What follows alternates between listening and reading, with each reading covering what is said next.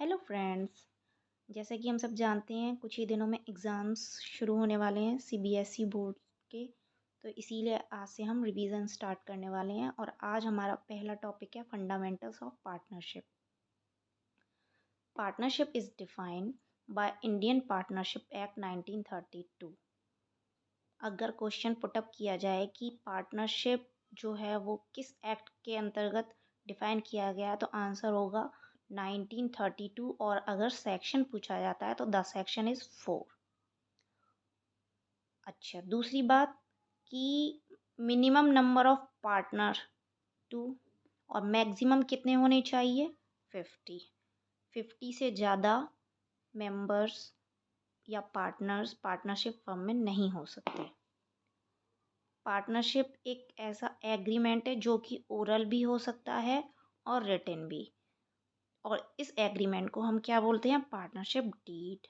लेकिन ये ज़रूरी नहीं है कि हम पार्टनरशिप डीड बनाएं।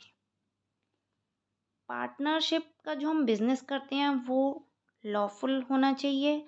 दैट मीन्स कोई इलीगल एक्टिविटीज़ नहीं होनी चाहिए। पार्टनर्स के बीच प्रॉफिट शेयरिंग किस के अकॉर्डिंग होना चाहिए। तो ये कोई ज़रूरी नहीं है कि सारे पार्टनर्स प्रॉफिट के साथ साथ लॉसेस भी शेयर करें। ये डिपेंड करता है कि उन्होंने पार्टनरशिप डीड में क्या लिखा है। पार्टनरशिप का जो बिज़नेस होता है ये बिज़नेस कोई ज़रूरी नहीं है कि सारे पार्टनर्स एक साथ करें। हो सकता है कि उन्होंने पार्टनरशिप कुछ इस तरह की हो कि कुछ पार्टनर्स बिजनेस एक्टिविटीज़ में डायरेक्टली पार्टिसिपेट करें और कुछ पार्टनर्स पार्टिसिपेट ना करें। अगर पार्टनरशिप डीड साइलेंट है तो ऐसी कंडीशन में हम प्रॉफिट और लॉसेस और बाकी सब चीज़ों का सेटलमेंट किस तरह करेंगे तो वो देखते हैं। तो according to Indian partnership act 1932, अगर पार्टनरशिप डीड साइलेंट है तो प्रॉफिट और लॉसेस इक्वल ही शेयर करे जाएंगे। दूसरी बात, इंटरेस्ट ऑन कैपिटल जो है वो किसी भी पार्टनर को पे नहीं किया जाएगा। इंटरेस्ट ऑन ड्राइंग भी किसी भी पार्टनर से नहीं लिया जाएगा। साथ ही साथ इंटरेस्ट ऑन लोन, अगर किसी पार्टनर ने फर्म को लोन दिया है तो उस पार्टनर को उस लोन के अमाउंट पर 6% पर एनम के अकॉर्डिंग इंटरेस्ट दिया जाएगा। लेकिन किसी भी पार्टनर को कोई सैलरी या रेमुनरेशन नहीं दिया जाएगा।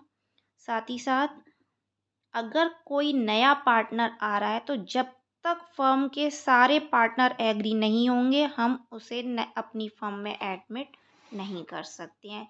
ये सारी कंडीशन जब अप्लाई होंगी अगर कोई पार्टनरशिप डीड नहीं है या साइलेंट है तो। अब देखते हैं क्विक रिवीजन कि इन पॉइंट्स के अकॉर्डिंग क्या क्या क्वेश्चंस पूछे जा सकते हैं। तो question number 1, partnership has been defined by partnership act of option A section 4 1932, B section 8 1935, section 10 1942 and D section 1880 81। तो अभी अभी हमने पढ़ा था कि partnership has been defined by partnership act of section 4 1932। Next question. In the absence of any contract, profit arising from partnership firm is credited to the partner's capital account in। मतलब अगर कोई भी कॉन्ट्रैक्ट नहीं है तो इस दशा में जो प्रॉफिट होगी वो सारे पार्टनर्स में किस हिसाब से बांटी जाएगी, क्या कैपिटल रेशियो के अकॉर्डिंग या इक्वल प्रपोर्शन में या प्रॉफिट शेयरिंग रेशियो में या फिर जो रियलाइज्ड एसेट्स है उसके प्रपोर्शन में। तो आंसर होगा इक्वल प्रपोर्शन में। अगर कोई पार्टनरशिप डीड नहीं है तो हम इक्वल प्रपोर्शन में प्रॉफिट बांटेंगे। Next question, In case of absence of a partnership deed, what is the rule for charging interest on drawing? ये अभी अभी हमने पूछा था कि अगर पार्टनरशिप डीड नहीं है तो इंटरेस्ट ऑन ड्राइंग कितनी लगेगी? तो इसका आंसर होगा नो इंटरेस्ट इज चार्ज्ड, क्योंकि पार्टनरशिप डीड अगर नहीं है तो कोई इंटरेस्ट चार्ज नहीं होगा। Next question, the maximum number of partner in case of an ordinary partnership firm should not exceed, यानी किसी भी पार्टनरशिप फर्म में मैक्सिमम कितने पार्टनर्स हो सकते हैं? तो द आंसर इज 50। 50 से ज़्यादा पार्टनर्स नहीं हो सकते हैं।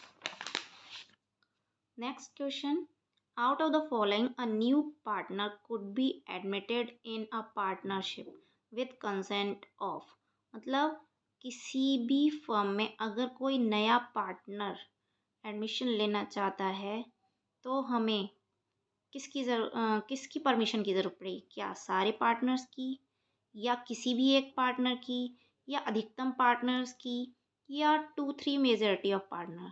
तो आंसर होगा ऑल एग्जिस्टिंग पार्टनर, सारे पार्टनर्स की परमिशन होना ज़रूरी है। तो आज के लिए इतना ही। नेक्स्ट क्वेश्चन हम कल लेके आएंगे।